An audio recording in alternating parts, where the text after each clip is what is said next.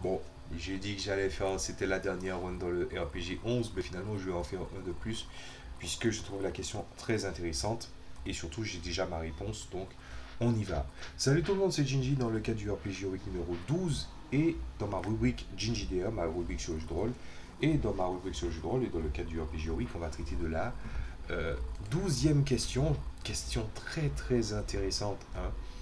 Êtes-vous dégoûté des races classiques? Quelle race jouez-vous habituellement? Avez-vous créé des races?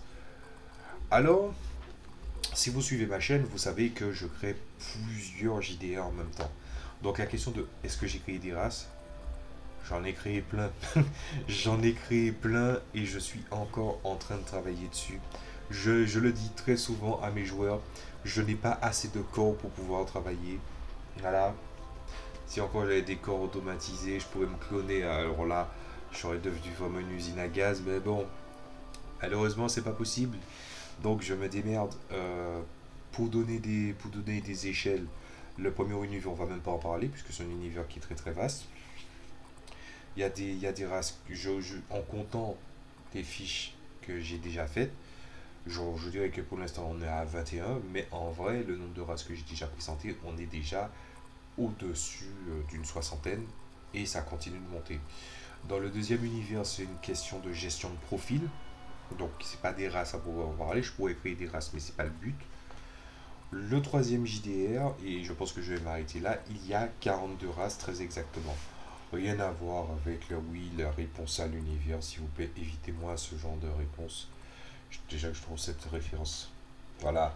Bon, on va s'arrêter là. Mais voilà. Hein, cette référence me fait chier. Donc, 42 races. Et dans le quatrième univers que je fais jouer, il n'y a pas de notion de race. Et dans le cinquième, c'est une question de profil aussi. Pas besoin de citer des races. Le premier univers se suffit à étant très très gros. On va dire que j'ai créé des tas et des tas de races. Bon, et à ce moment-là, est-ce que je suis dégoûté des races classiques? La réponse est non. Euh, alors, je vais répondre d'une part du point de vue du JDR classique que j'ai déjà fait jouer ou que je compte faire jouer ou que j'ai déjà joué. Et de l'autre côté, je vais traiter de ce qui se passe autour de ma table. Commençons par le plus simple. On va commencer par tout ce qui concerne le JDR classique. Je ne suis pas dégoûté des races, mais j'ai une théorie que j'appelle les milliers visages des êtres humains. Ah, rien à voir avec la théorie du héros mille visages. Ma théorie, c'est que en fait, à part des différences biologiques et physiologiques, les races qui sont créées par les gens sont des exagérations de la psychologie humaine extrapolées et transportées à un autre niveau et en traitant juste deux, trois thématiques. Est-ce que c'est forcément un défaut? La réponse est non, mais j'ai très vite entrevu les limites. Mais, ouais, ces fameuses limites-là, ben, en fait, on peut jouer au JDR sans toucher les bords de ces limites. Donc finalement, non. On peut ne. Ça, je dirais que je peux comprendre que des gens soient saoulés à cause de ça, puisque c'est toujours les mêmes races, elfes, nains, humains, hobbits, gnomes, parfois, élémentaires, ce genre de choses. Mais c'est parce que beaucoup d'univers ben, s'attachent beaucoup à, par exemple, ce qui s'appelle Donjons et Dragons. Ensuite, on a l'autre facette tolkienienne qui pourrait être Warhammer. Et vous voyez, il y a des gens qui jonglent autour de ces races-là. Oui, c'est des races connues. Personnellement, je me suis très très émancipé dans l'univers que j'ai créé, malgré le fait qu'il y ait des elfes. Et je ne vais pas parler des autres races, mais malgré le fait qu'il y ait il y ait des elfes, même les elfes ne sont pas comme les elfes que vous connaissez de manière tolkienienne, on va dire. En tout cas, dans les jeux comme Pathfinder ou ce genre de choses-là, non, les races ne me saoulent pas, puisque chaque race a sa plus-value. Par exemple, les humains, c'est les bonus de dons, les elfes, c'est résistance au sommeil magique ou certaines formes d'enchantement. Il y a à boire et à manger, et il y a les trucs des sous-espèces, des sous-traits, tout ça, qui gèrent bien le truc. Finalement, c'est un très très bel échafaudage, je trouve, ce système 3.5 de Donjons et Dragons, donc Pathfinder, qui fonctionne au système 3.5 aussi. Je trouve que on n'a pas besoin de viser plus haut que ça. Ça fonctionne très très bien. Si des gens jouent à Donjon Dragon 4 ou 5, j'ai entendu deux trois défauts, mais je ne vous en veux pas. Vous jouez ce que vous voulez, mais je trouve que le 3.5, que ce soit Donjon Dragon ou Pathfinder, ça fonctionne. Le système des races s'emboîte bien avec le système des classes, j'aime bien aussi ça. Je suis pas fan des classes à proprement parler, mais quand c'est intelligemment fait, ben il n'y a rien à dire. Il n'y a rien à dire. Après, est-ce que oui, il y a des différences, l'apparence, le visuel, tout ça? Ben, je dirais que le moteur graphique, c'est l'imagination. Donc, si l'imagerie d'un univers à l'autre, ben, ça se ressemble, ben là encore, je conçois que ça se ressemble. Et voilà, les autres, ils veulent juste mettre de meilleurs artwork, n'est-ce pas, hein? Il y a des personnes qui font ça. Je trouve ça dégueulasse, mais bon, ceci ne me regarde pas.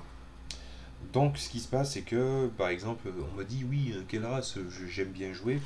Ben, bizarrement, dans tous les univers que je joue, que ce soit en jeu vidéo ou jeu de rôle, j'ai tendance à éviter la race humaine. Voilà. Parce que, voilà, souvent on vous présente la race humaine, pas forcément sous leur meilleur jour, et ça envoie du sale. Mais il y a aussi le côté exagération l'exagération comme je disais dans ma théorie des visages des humains, ou l'exaspération de certaines facettes des autres races vous attire sa sympathie finalement, puisque c'est quelque chose de voyant. Moi, j'ai toujours joué un humain dans les univers comme Pathfinder ou même Warhammer parce que justement, quand je joue un humain, je sais très clairement que je ne vais pas jouer un humain qui est forcément, on va dire, qui est dans le rang. Il va toujours être un outsider. Ma classe préférée étant soit le druide, soit le bard. C'est les deux dans les races classiques.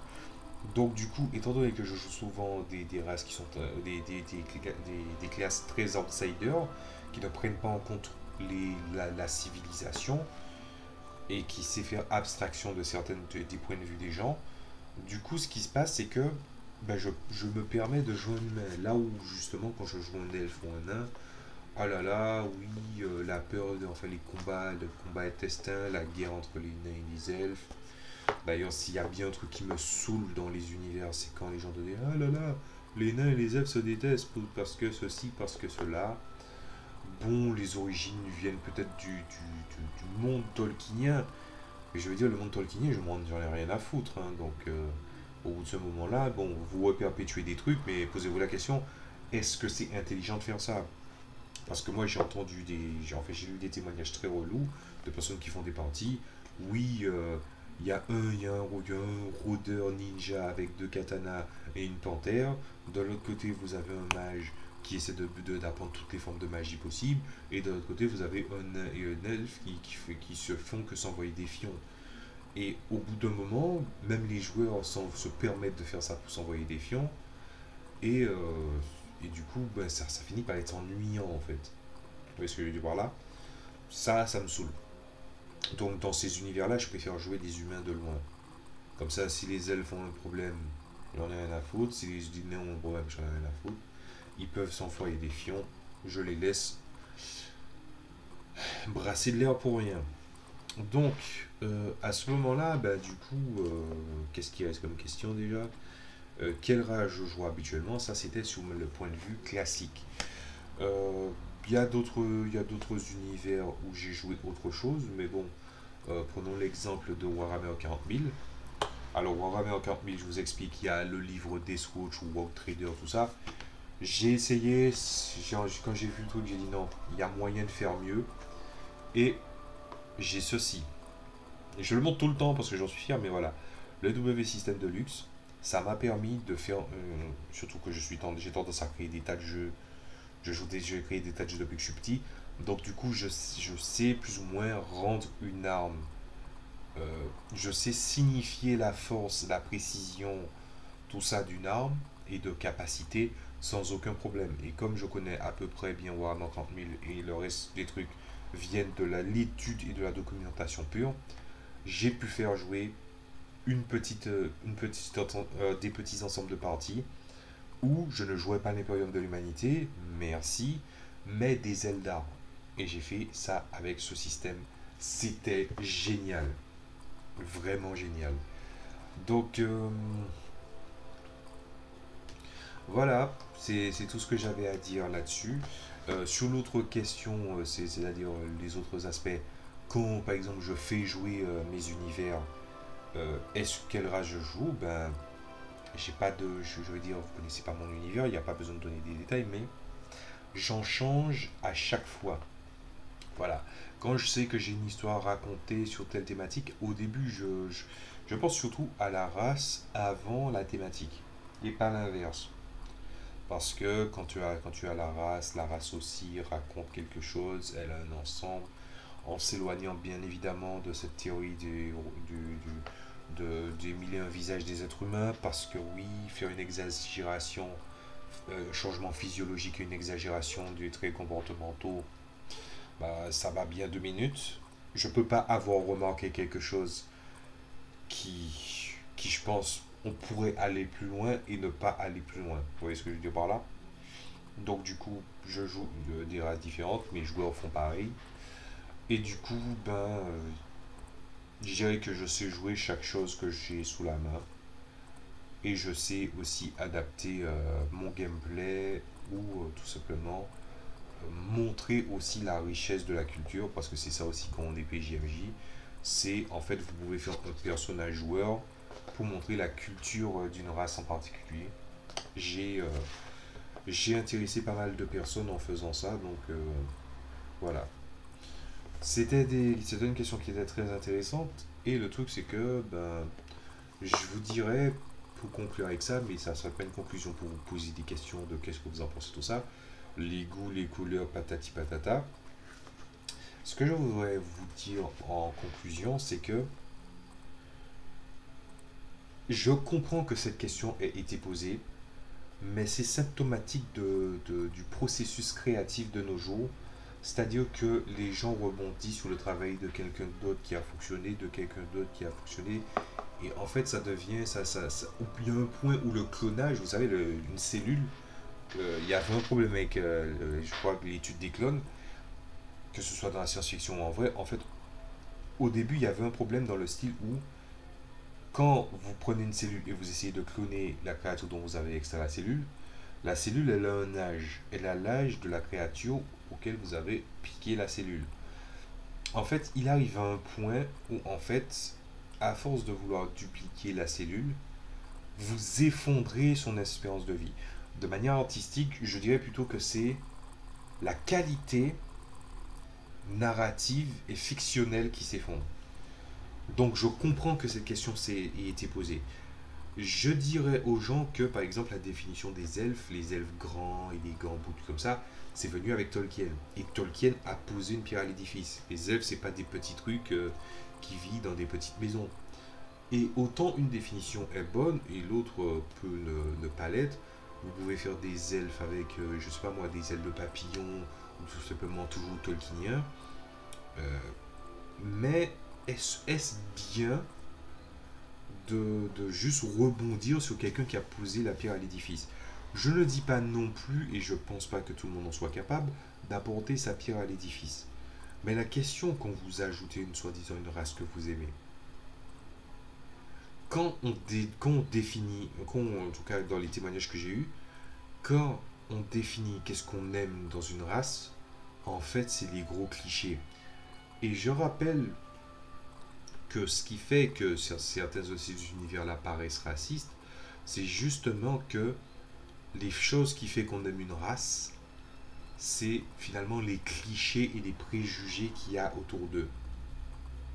Est-ce que forcément c'est la meilleure façon d'aimer sur le meilleur jour une race? Posez-vous cette question quand vous voulez à tout prix remettre des nains, des elfes, des hobbits ou des choses comme ça. Je pourrais rajouter un petit détail aussi. Là, ça concerne mon univers. Comment j'ai fait alors, puisque je parle? Moi, je me suis basé sur les elfes de la culture manga, de la Japan Fantasy, où en fait les elfes, ils ont moins le visage triangulaire, ils ont le visage humain mais affiné, symétrique, élégant, mais ils arrêtent de vieillir vraiment au bout de genre... en fait, maximum, ils peuvent avoir l'air d'avoir 30 ans. Ou 40 ans avec des cheveux délavés s'ils vivent extrêmement vieux. Ben, j'ai un petit peu pris ce modèle-là, mais s'il suffisait juste de prendre un visuel, ça n'irait pas loin, mais il y a une genèse. Et c'est aussi ça que je reproche à certaines personnes qui refont les mêmes univers, c'est que la genèse de l'univers est très souvent proche de la version tolkienienne des choses.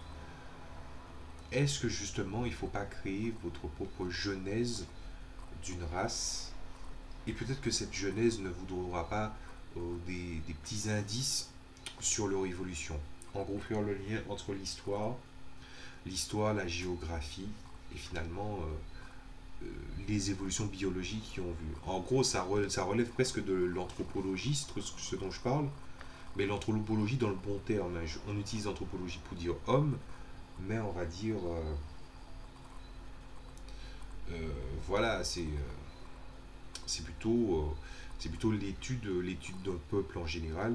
Je ne vous parle pas de la définition où en fait vous mettez vous dites ah là là, ces personnes-là on va dire qu'ils ont une couleur on va dire ils sont basanés comme des arabes, mais on les met avec des tenues d'esquimaux ou un style de samouraï. Ça s'appelle du choc à pic. Et c'est du mauvais choc à pic. Vous voyez ce que je veux dire par là? Non, posez-vous la question vraiment d'essayer de faire le lien avec votre univers et ancrer aussi dans votre univers, puisque finalement, ce qui arrive aussi dans ces univers-là, c'est que finalement, on revisite des choses qui ont une autre apparence. Voilà. En gros, c'est comme si, par exemple, je dis, en fait, pour donner une bonne image, hein, c'est comme si vous rentrez dans un magasin bleu, il y a les mêmes articles, tout est étiqueté en bleu, vous dites, ah non, mais moi je préfère l'orange, des gens quittent, ils ont une vision de recul par rapport à vous, puisque vous aimez soi-disant le bleu, ils vont dans le magasin orange, couleur complémentaire, hein, et du coup, à ce moment-là, quand ils entrent, ils se rendent compte, même en coûtant les deux produits des deux magasins, que c'est pareil.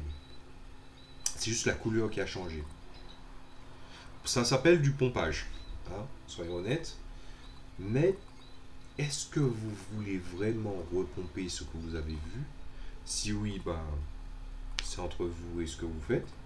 Mais si ça vous dérange vraiment, est-ce que vous croyez que seulement changer l'histoire, ou changer un peu l'apparence, ou changer un peu comment dire ça, les capacités des personnages vont suffire?